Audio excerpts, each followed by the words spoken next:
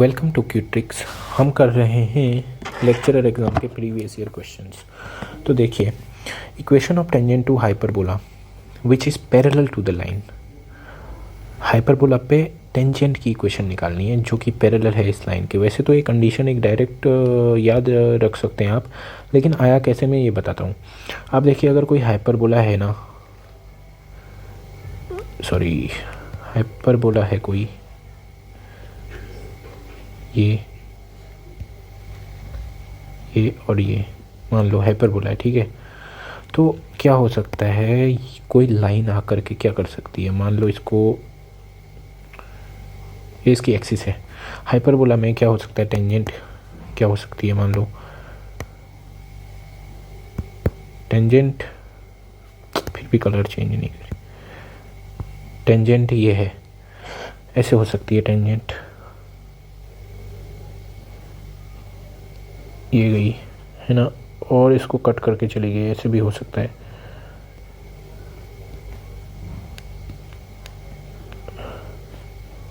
और हो सकता है कि यहाँ से टेंजेंट हो, ऐसे टच करके जा रही हो, और यहाँ भी टेंजेंट ही हो, है ना। दोनों जगह पे मुझसे सही से बन नहीं रहा है, ऐसे करके हो सकती है एक सीधी लाइन एकदम। यहाँ भी टेंजेंट है, ये ऐसा लग रहा है कि कट कर रही है, नहीं, मान लो कि टेंजेंट है ऐसे, और यहाँ भी टेंजेंट है। या फिर ऐसा हो सकता है कि चार जगह कट कर रही हो, देखो कैसे, ऐसे कट, देखना, हाँ ये वाला देखो, चार जगह कट कर सकता है लाइन, ऐसे यहाँ से गया, ये चार जगह, 1 2 3 4। या फिर हो सकता है कहीं कट ना करे, ऐसे चले जाए कोई लाइन, या ऐसे चले जाए, है ना। सब लाइन ये टेढ़ा क्यों बन रहे लाइन, ऐसे करके, है ना। कुछ भी हो सकता है, इतनी सारी कंडीशन हो सकती हैं। तो आपसे केवल टेंजेंट वाली कंडीशन पूछी है, ठीक है। इसका सबसे अच्छा तरीका तो डिफरेंशिएशन होता है, पर यहाँ पे उससे भी जल्दी होगा इस कंडीशन से, तो ये याद रहनी चाहिए। तो होता कैसे है वो मैं पूरा बता देता हूँ। अगर ये कोई है हाइपरबोला एंड एक लाइन है y बराबर mx प्लस सी, जो कि इसको कट कर रही है या टच कर रही है, कुछ भी हो सकता है, उसके लिए हम डिफरेंट कंडीशंस निकालेंगे। लेकिन सबसे पहले देखिए, मान लेते हैं कि ये दोनों इंटरसेक्ट कर रहे हैं, तो इंटरसेक्ट करने के डिफरेंट कंडीशन क्या हो सकती हैं। तो मैं y की वैल्यू को यहाँ पे रखूँगा, है ना, x² minus mx plus C का whole square upon b² is equal to 1, x² b² minus a² mx plus C का whole square is equal to a² b², है ना। यहाँ पर मैं ओपन कर लेता हूँ, चलो यहीं कर देते हैं इसको, square b² minus a² plus 2mcx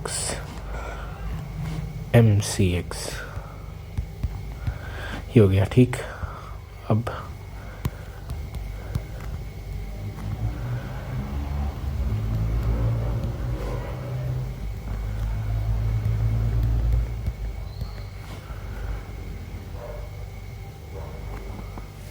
minus 2mca² minus a² b², x² वाला देखिए, b² minus a² m², x² common. अब x वाला टर्म लाता हूँ, 2mc x वाला। अब कांस्टेंट टर्म लाते हैं,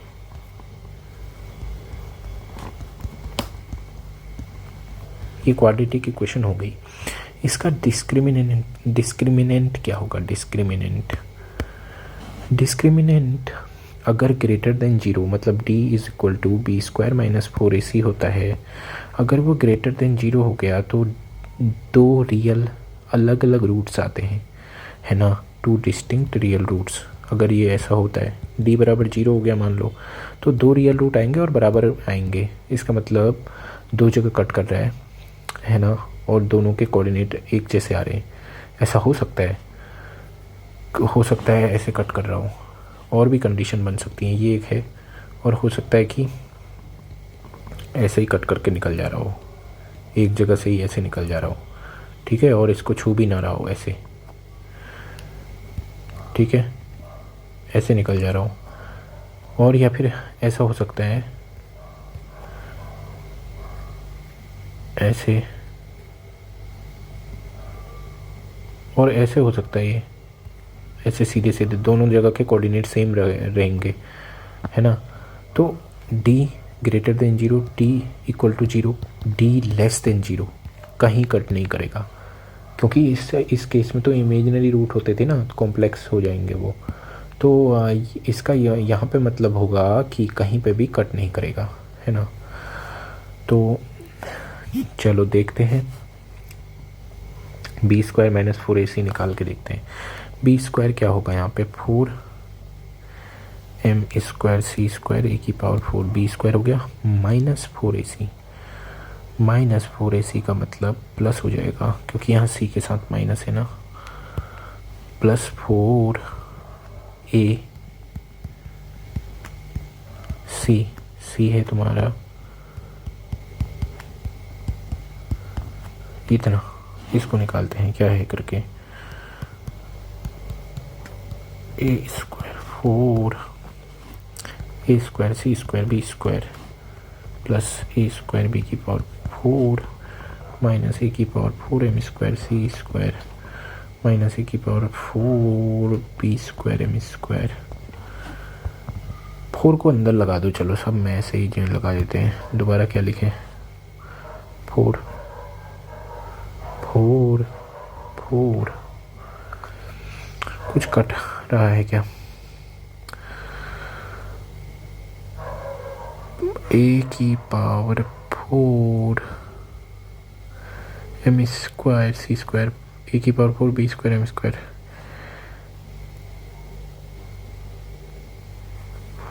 4a की पावर ए स्क्वायर भी है, m स्क्वायर भी है, सी स्क्वायर भी है। ओके एक मिनट, बी स्क्वायर में कुछ गलती करी क्या मैंने, हाँ इसका स्क्वायर में यहाँ पे ए की पावर 4 होगा, ये अब ये सेम सेम दिख रहे हैं, ये देखो एक ये, दूसरा ये वाला, और विद अपोजिट साइन कट गया, ठीक है। तो बचेगा कौन, 4a square C square B square plus 4a square B की पावर 4 माइनस 4a की power 4 B square M square, है ना। अब क्या कॉमन आ रहा है इसमें से,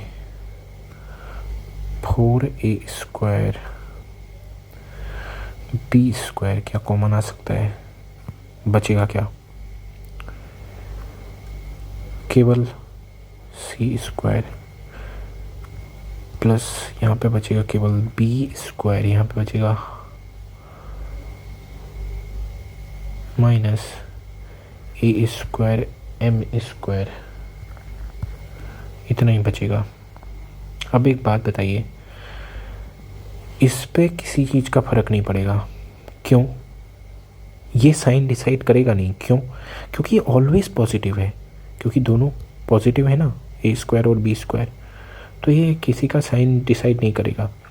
अब देखिए, अगर ये ग्रेटर देन 0 होता है, कौन, ये पूरी क्वांटिटी, क्योंकि ये तो ऑलरेडी पॉजिटिव ही है, तो बस अब हम इसके बारे में देखेंगे। तो यहाँ से कंडीशन आएंगी, अगर A square M square is greater than 0, तो टू डिस्टिंक्ट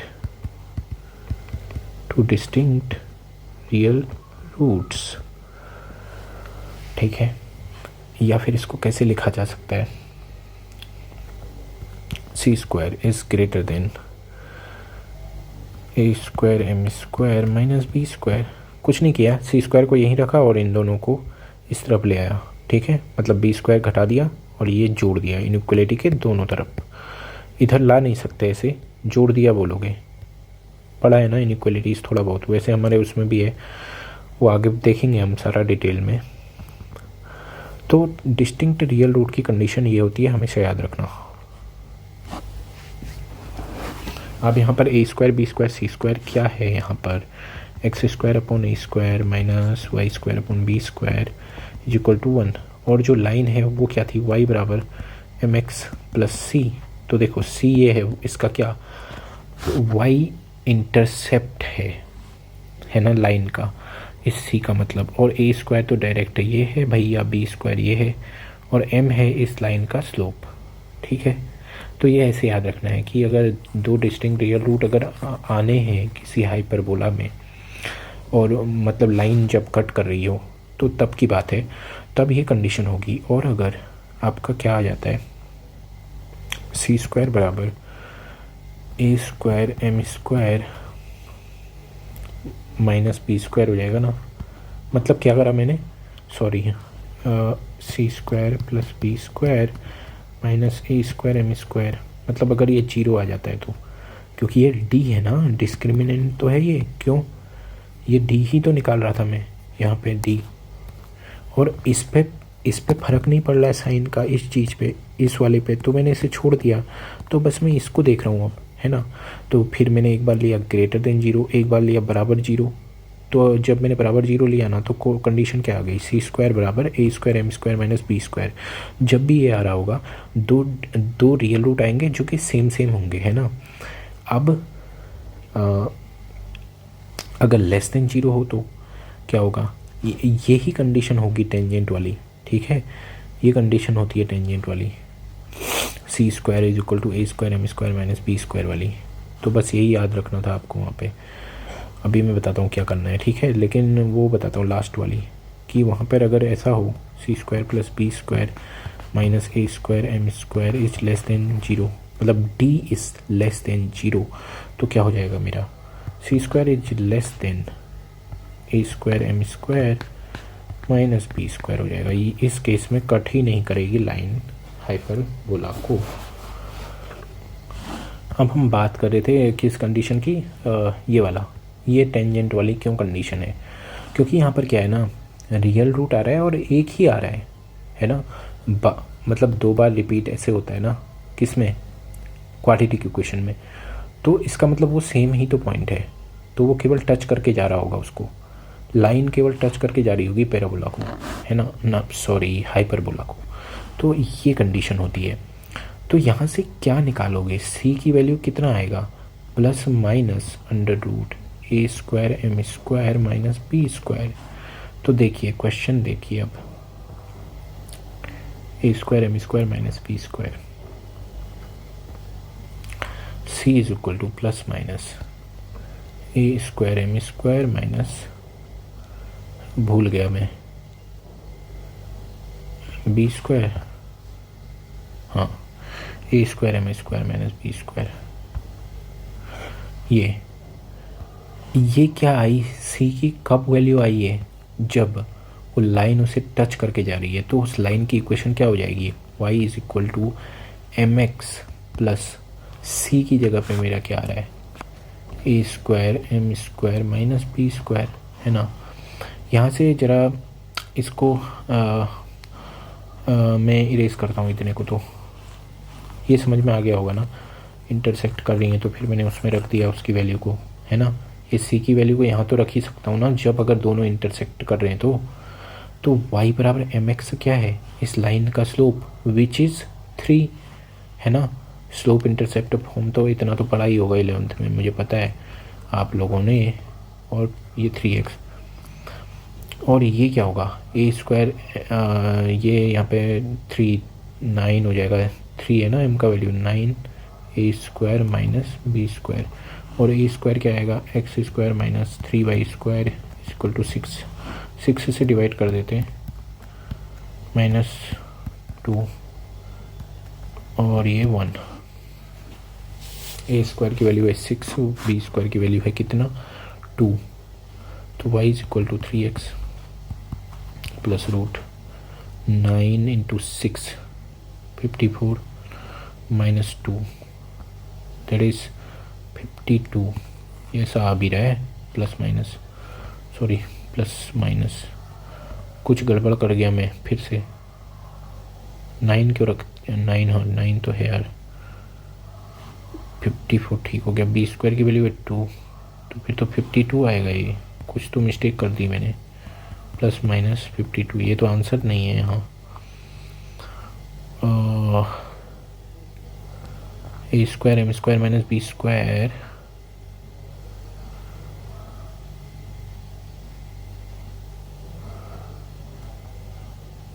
होता तो यही है।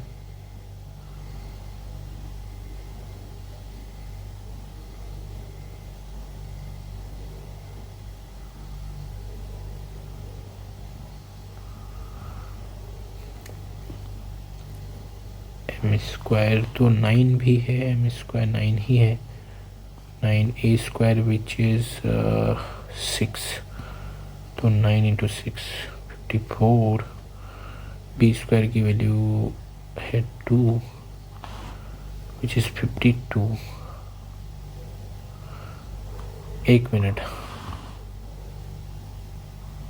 अरे यार उतारा गलत है। 2x स्क्वायर है ना यार, ये 2x स्क्वायर, दैट इज़ यहाँ 3 आ जाएगा। तो अब ये क्या हो जाएगा, ए स्क्वायर की वैल्यू ही 3 हो जाएगी यहाँ पे। 3, सॉरी यहाँ 3 अभी 3 एंड ए स्क्वायर की वैल्यू 3 है यार, 9 और इसकी वैल्यू 3 इंटू 3, तो 27 और ये 25, तो 5 वाला आंसर है। 3x प्लस माइनस 5, ये है 3x प्लस माइनस 5, ये वाला सही है। ओके, इसके बारे में डिटेल में हम आगे देखेंगे सारा, हाइपरबोला, पैराबोला, इलिप्स, सर्कल। हम असल में ऐसा करेंगे ना, सर्कल, इलिप्स, हाइपरबोला, पैराबोला पूरा एक में ही पढ़ेंगे, शायद सर्कल को अलग से नहीं देखेंगे, मतलब इन जनरल ही सारा देख लेंगे, मतलब कोनिक सेक्शन में, ठीक है ना। व्हाट आर कोनिक सेक्शन, उसमें ही सारा आ जाता है, सर्कल वगैरह सब आ जाता है, ठीक है। तो अगले वीडियो में मिलते हैं, इसमें इतना ही काफ़ी है, लंबा हो गया बहुत, ठीक है।